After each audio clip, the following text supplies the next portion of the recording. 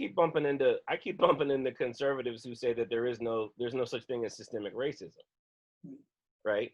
I mean, you know, It's one of the talking points. I keep seeing these snippets of what'd you say, Mark? One of the talking points these days. Yeah, right. I mean, you know, right. This question assumes that there's an acknowledgement of a problem, right? And there's a critical mass of people in this country who will not sign on to that assumption, right? You know, I believe, for instance, that there is such a thing as systemic racism, and I think it plays out. I think the data shows us that it plays out in this way. You can look at any aspect of American life, and you can see the data, right? You can see the data around home loans. You can see the data in housing, employment, education, healthcare, you know, suspension rates in kids, right? The groups of people who are more likely to live next to toxic waste dumps, right? You know, so for me, the data is clear that there is such a thing as institutional racism. But there's a large swath of people in this country who will look at that data and still say that there is no such thing as institutional racism, right?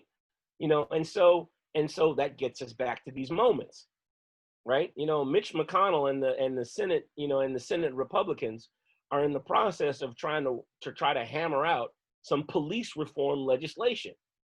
That did not happen in a moment of peace. That did not happen in a moment of, you know, in a moment where, you know, the Republican leadership had been meeting with the NAACP and with Black Lives Matter activists and have said, oh, you know what?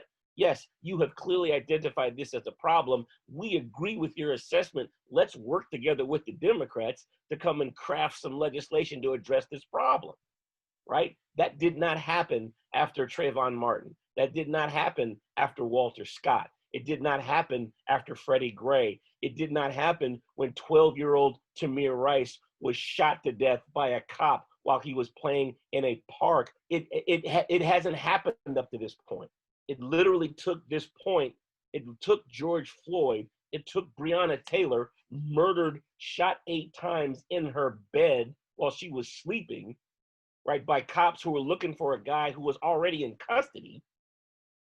And then the vociferous blowback after those moments, right? It was only then that we saw the Republican leadership stand up and say, oh, wow, maybe we have a problem, right? So it boggles the mind for me when I hear politicians of any party, right? Because Democrats are just as complicit in this as well, although not quite as much, right? But it always boggles the mind when I hear people say, well, you know what?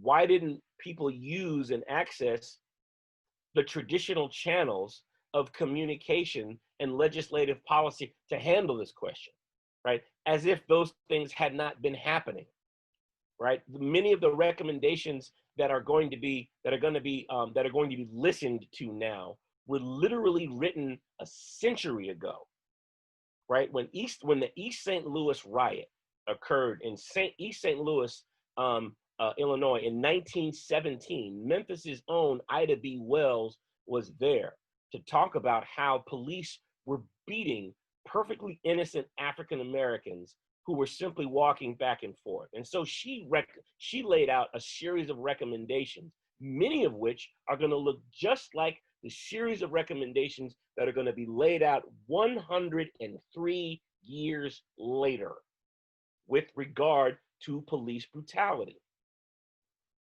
right? So that's where, this is again why context is important, right? If we don't have an understanding of all of the work that people had tried to do to get police reform, to get police brutality on the radar, if we don't have an understanding of all of that work and of all of the ways in which mainstream politicians, right, have said no in consistent ways over the course of the last century, we don't have an understanding of that, then we can't fully come to grips with the moment, with this moment, and the titanic levels of frustration and anger and righteous indignation that people have for a system that many of us would argue is rotted to the core when it comes to the relationship between law enforcement and people of color in this country? One of the best ways to break through is not to speak, but to ask questions. And I think you can push people to tell you what it is that is the basis for their conclusions. And a lot of times kind of box them into a corner as politely as you can to demonstrate that they really don't know what they're talking about.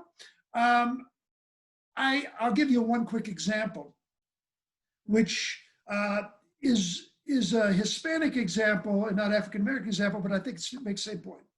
So I have a in-law family, very nice people, whose son was killed by a drunk driving, undocumented alien without a driver's license. That immediately set them off on the whole immigration issue, Hispanics in general, and so on and so forth. My question in a calmer moment was, do you really think undocumented aliens have a higher level of drunk driving than anybody else in the United States? Do they actually get into more accidents than anybody else in the United States? Because if they don't, it's really not an issue of immigration, it's an issue of drunk driving.